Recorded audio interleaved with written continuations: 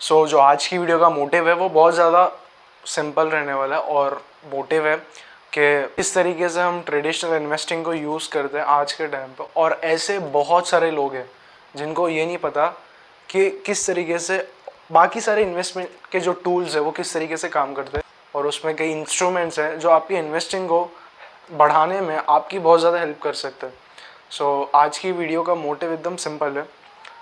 Traditional method से हम stock market पे आएंगे और स्टॉक मार्केट को एक बेसिक से एडवांस तक का, एडवांस नहीं बोलूँगा मैं, but step by step guide provide करने की कोशिश करूँगा।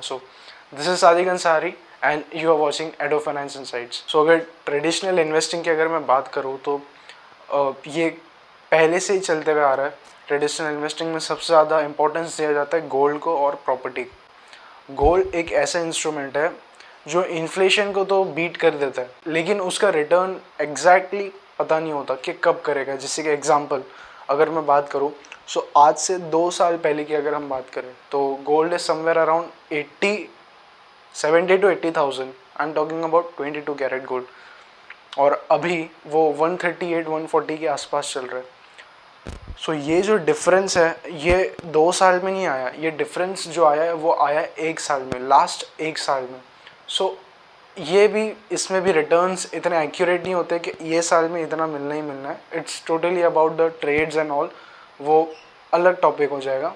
And when we talk about the property, तो प्रॉपर्टी में एक चीज़ ज़्यादा कॉमन होती है, वो होता है प्रॉपर्टी 8 से 10% का रिटर्न तो देती है, but that is on your capital. और जो उसमें इन्वेस्टिंग का कैपिटल होता है that is upwards of crores and crores. उसमें आपकी जो लागत होती है कैपिटल की, दैट इज़ वेरी बिग। अगर हम इन्वेस्टिंग करना चाहते हैं और अगर हम नए हैं, जैसे कि मैं हूँ, जैसे कि बहुत सारे ऐसे यंग लोग होंगे जो इन्वेस्टिंग करना चाहते हैं, यहाँ तक भी जर्नी अच्छी है। प्रॉपर्टी या गोल्ड बुरी चीज़ नहीं है, बट किस तरीके से स्टार्टिंग से ही अपने आप को इन्वेस्टिंग का से यूज टू बना लेना, उसमें इन्वेस्टिंग करके थोड़े बहुत रिटर्न्स निकाल के अपने कैपिटल को बढ़ाना। I am not talking about trading and all. ये जो मैं गाइड करूँगा आपको, ये basically step by step guide होगा। अगर आप कुछ जानते भी नहीं हो स्टॉक मार्केट से related, you are in the right video. आपको ये वीडियो पूरी देखनी है, और ये वीडियो देखने के बाद I am very sure about it कि आप लोग जो नहीं जानते हो बिल्कुल भी, आप एक स्टेप फॉरवर्ड करोगे इन्वेस्टिंग की जर्नी में। अगर मैं स्टॉक मार्केट की बात करूँ, स्टॉक मार्केट में ना कई सारी चीज़ें। हम शुरू करते स्टॉक से।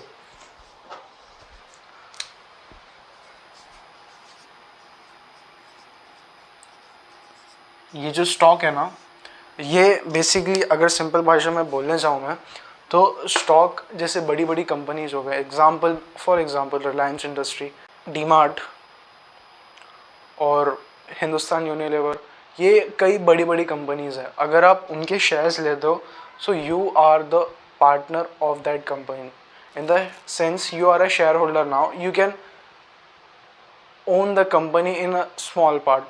बेसिकली शेयर का मतलब बहुत ज़्यादा सिंपल है।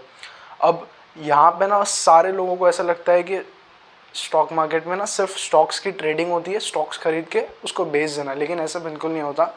इसमें बहुत सारी चीज़ें कवर करनी होती है, जैसे कि नॉलेज बहुत ज़्यादा इंपॉर्टेंट है। अभी ये चीज़ पे मैं नहीं आ रहा हूँ, मैं जो चीज़ के बारे में बात कर रहा हूँ ना, वो अगर एक क्लास 5th या 7th का बच्चा अगर वो इन्वेस्टिंग समझना चाहे तो वो भी ये कर सकता है, जो मैं आगे बताऊंगा आपको। तो अभी हम सिर्फ समझ रहे हैं स्टॉक्स की जो मैं बात कर रहा हूँ।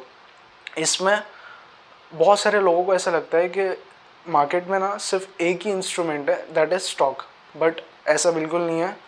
स्टॉक्स के अलावा भी बहुत सारी चीज़ें जैसे कि फ्यूचर एंड ऑप्शंस हो गया, जिसमें किसी को जाने की ज़रूरत नहीं है। इनफैक्ट सभी का ही रिकॉर्ड है कि एवरी 100 of 95 और 90 people are in the losses in the futures and options and all. वो एक अलग चीज़ हो गई। अभी हम बात कर रहे हैं इन्वेस्टिंग और कैपिटल रिटर्न्स की।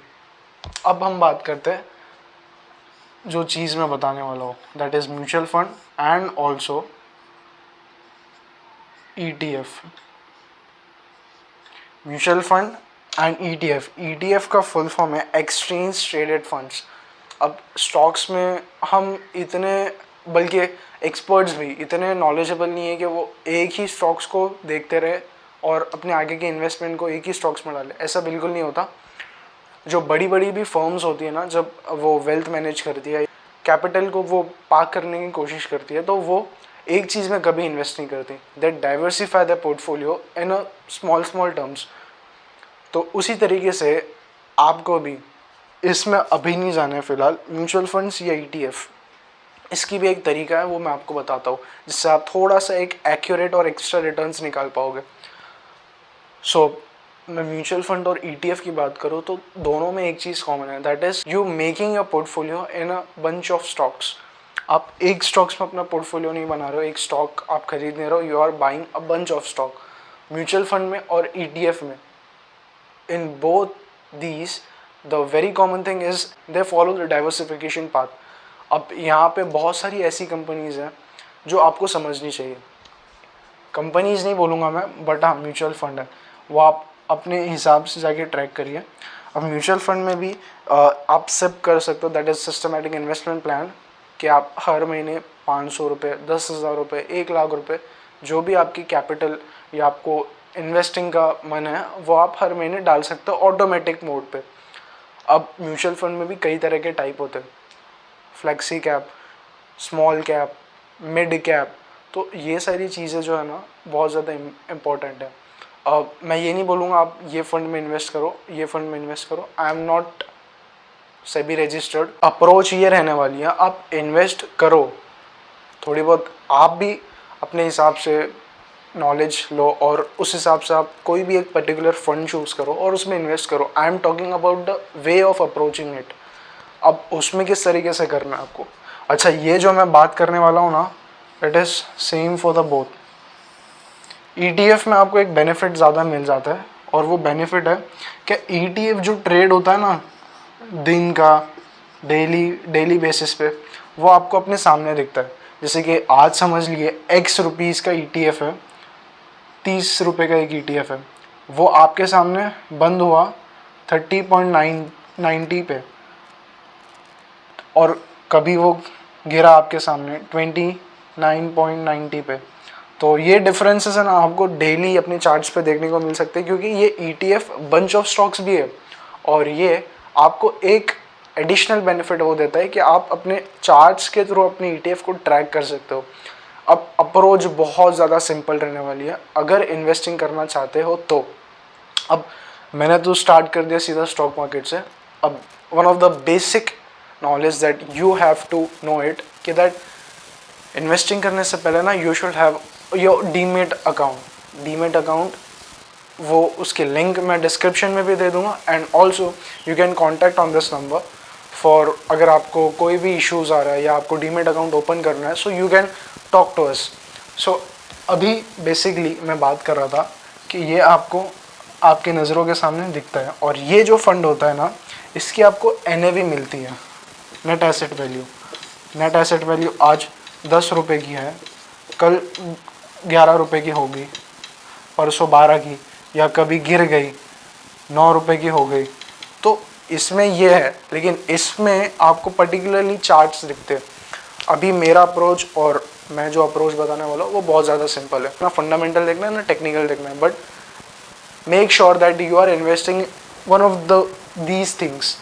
ठीक है, I am not talking about this thing right now, I am talking about these things. इसमें अप्रोच बहुत ज़्यादा सिंपल रहने वाली है। अप्रोच ये है कि आपका 10,000 रुपये का capital, for example I am talking about it. आप देखिए, आप अपना एक महीने का एक गोल फिक्स करिए कि I wanted to deploy X capital in a market. उस हिसाब से फिर आप आगे के प्रेडिक्शंस कर पाओगे, आप मार्केट के साथ थोड़ा यूज्ड हो पाओगे। फॉर एग्जांपल हमने लिया कि 10,000 रुपये जी इन्वेस्ट करने हैं। अभी ETF में भी ना कई सारी ETF है, एंड म्यूचुअल फंड्स में बहुत सारे म्यूचुअल फंड्स होंगे। ETF में IT ETF है, फार्मा का ETF है, निफ्टी 20 है जो इंडिया की टॉप 50 कंपनीज है, उसका भी ETF है, सिल्वर 20 है, गोल्ड 20 है, और ऐसी कई सारी कंपनीज है, स्मॉल 250 है।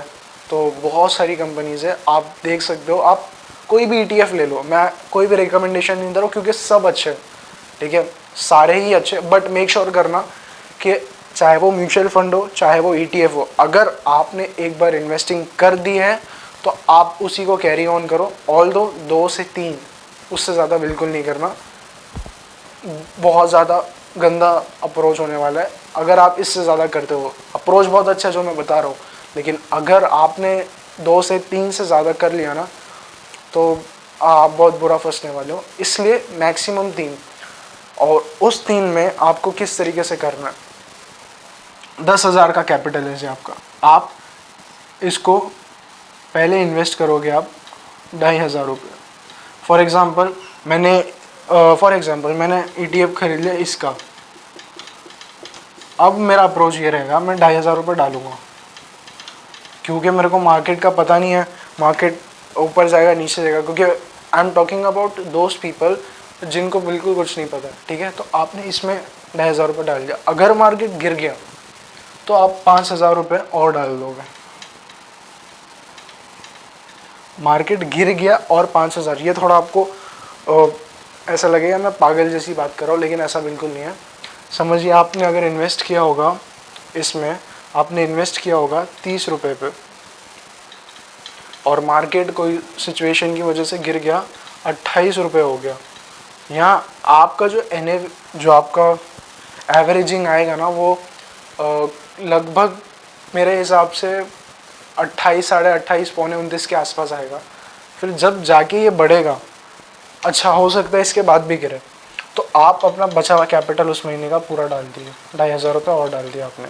तो ये जो आपका कैपिटल जो आपने गिरते हुए डाला ना, वो आपका एवरेजिंग करने में बहुत ज़्यादा हेल्पफुल होगा।